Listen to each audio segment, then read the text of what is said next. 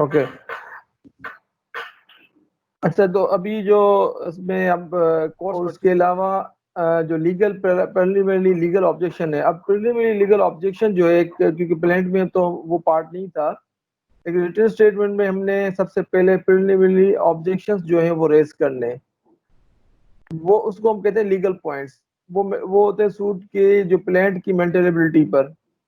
वो मेंटेनेबिलिटी के इशू कौन से हैं? नंबर 1, आर्डर 7 रूल 11 के 4 जो क्लासेस हैं, सबसे पहले तो उसको हम प्रिलिमिनरी ऑब्जेक्शन में लेके आते हैं कि suit is barred by law and suit is not maintainable as framed, या तो this code has no jurisdiction, जो ऑर्डर 7 रूल 10 है उसके प्रोसीजर है वहाँ पे। तो उसके अलावा जो सूट्स जो है, वो जो रिलीफ है, जो जितने भी सूट के टाइटल है, वो ड्राफ्ट होते हैं वो as per the requirement of the specific relief act.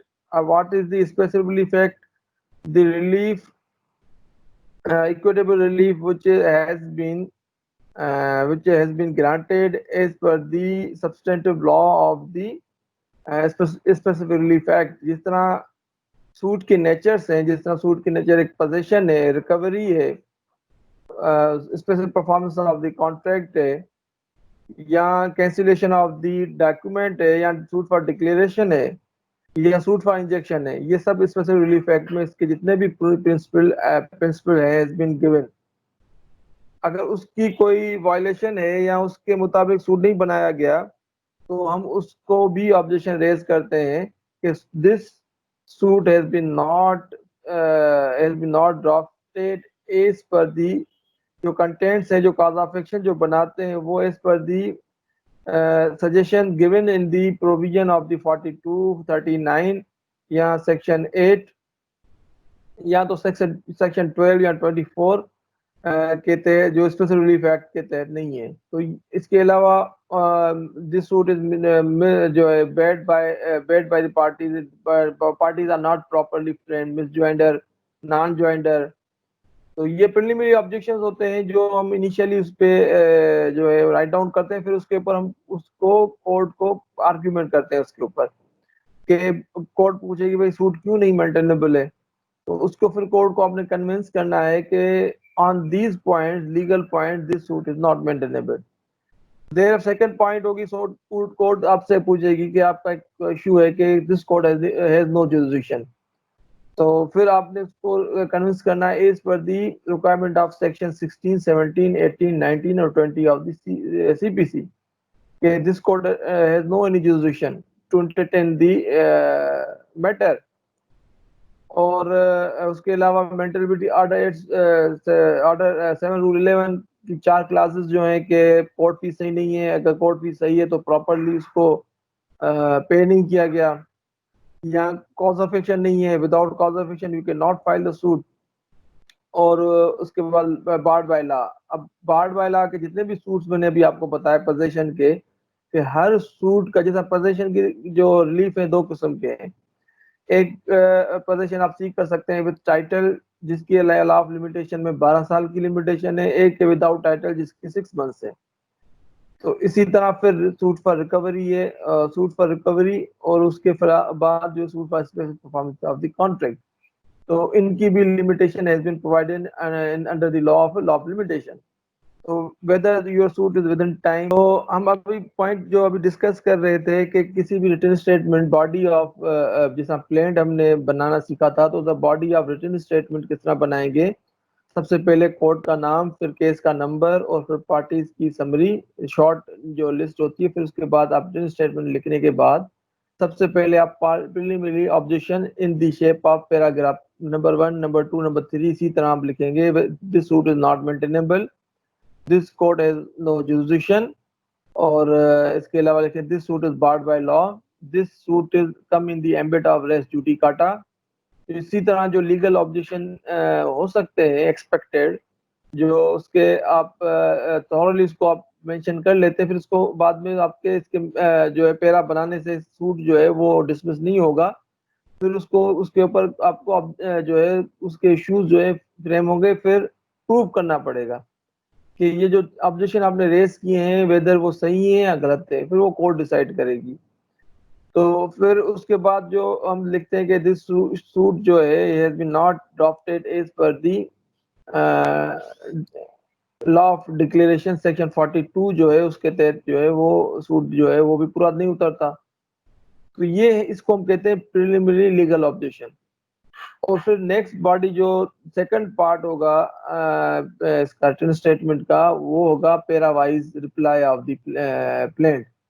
अब प्लेंट की पैरावाइज रिप्लाई आप किस तरह बनाएंगे? सबसे पहले आप लिखेंगे नंबर 1 और उसके अंदर लिखेंगे that the contents of the para number 1 of the plaint, उसको एडमिट करेंगे या आप कहेंगे वेहीमेंटली डिनाइड, स्ट्रांगली डिनाइड या सिंपल डिनाइड। अगर आप कहेंगे डिनाइड, अच्छा डिनाइड जो है 3 किस्म का होता है। एक होता है कि आप उसको पार्टली डिनाई करें या करें सिंपली डिनाई करें, या फिर उस तरह एक होता है कि I am not denying para number 1 of the plaint contents of the plaint has not been denied, या फिर आप कहेंगे स्ट्रांगली डिनाइड, या आप कहेंगे वेहीमेंटली डिनाइड। नॉट डिनाइड का मतलब है आपने इसको डिनाई नहीं किया, इसका मतलब हुआ कि इसको आपने एडमिट भी नहीं किया। ठीक है ना? यस।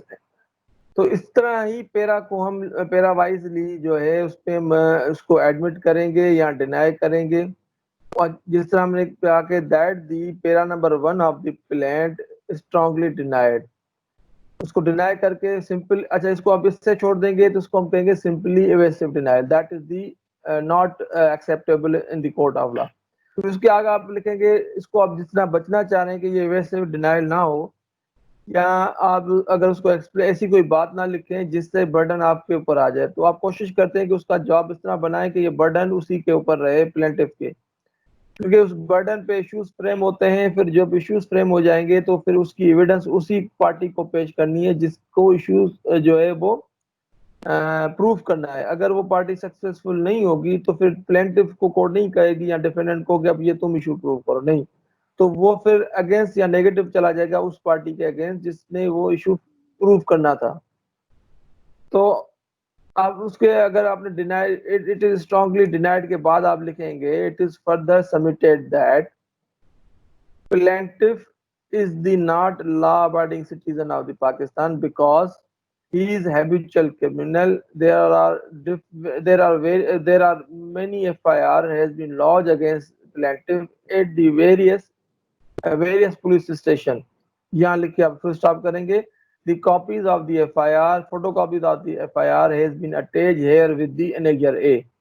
ये हो गया आपका डॉक्यूमेंट्री एविडेंस। इस तरह की फिर आप इस तरह पैरा बनाएंगे। मैंने एक आपको जो है एक एग्जांपल दिया है। उसके बाद फिर दूसरी पैरा होगी, इसी तरह उस पैरा को फिर आप डिनाई करेंगे या एडमिट करेंगे, फिर उसका रिप्लाई बनाएंगे। और फिर आखिर में जो है वो कोर्ट की जो 4 फॉर्मल पार्ट्स होते हैं, तो जो बॉडी ऑफ प्लेंट में 4 जो फॉर्मल पॉइंट्स होती है, फिर उसका रिस्पांस देंगे कि जिस तरह सबसे पहले कॉज ऑफ एक्शन की, तो उसको आप किस तरह कि that the with regard to the cause of action paragraph it is denied that plaintiff has no cause of action to file the suit. फिर आ जाएंगे jurisdiction, that this honorable court has no jurisdiction to entertain this suit.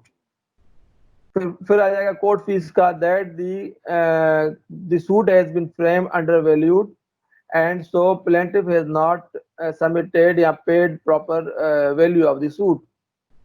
ठीक है ना? और उसके अलावा फिर आएगा कि लॉ ऑफ लिमिटेशन वाला कि दिस लिखेंगे that the this suit is barred by the law as this suit has been left by the law of limitation। तो इस तरह फिर आप, क्योंकि प्लेंट में बॉडी में 2 किस्म की पैराग्राफ होते हैं, एक होते हैं फॉर्मल, दूसरे होते हैं सबटेंशनल। सबटेंशनल में जो है वो फैक्ट्स जो है वो केस की स्टोरी होती है, और फॉर्मल में जो है वो लीगल जो है वो रीजंस होते हैं जिसकी बुनियाद पे कोर्ट में केस दाखिल किए जाते हैं। ठीक है ना? और उसके बाद फिर जब ये फिर आएगा प्रेयर क्लास। अब प्रेयर क्लास में भी बहुत सारी क्लॉजेज होती हैं, में भी जो है एक से ज्यादा क्लास। अब क्या प्रेयर क्लास की हर क्लास का आप आंसर दे नहीं, आप सिंपली लिखेंगे कि plaintiff is not entitled any relief, therefore this suit has been dismissed with cost. तो ये तो हो गया सिंपल जो है एक जो है रिटन स्टेटमेंट बनाने का, जो एक मैंने आपको रिटन स्टेटमेंट किस तरह ड्राफ्ट करेंगे, उसमें जवाब हम किस तरह जो है उसको बनाएंगे।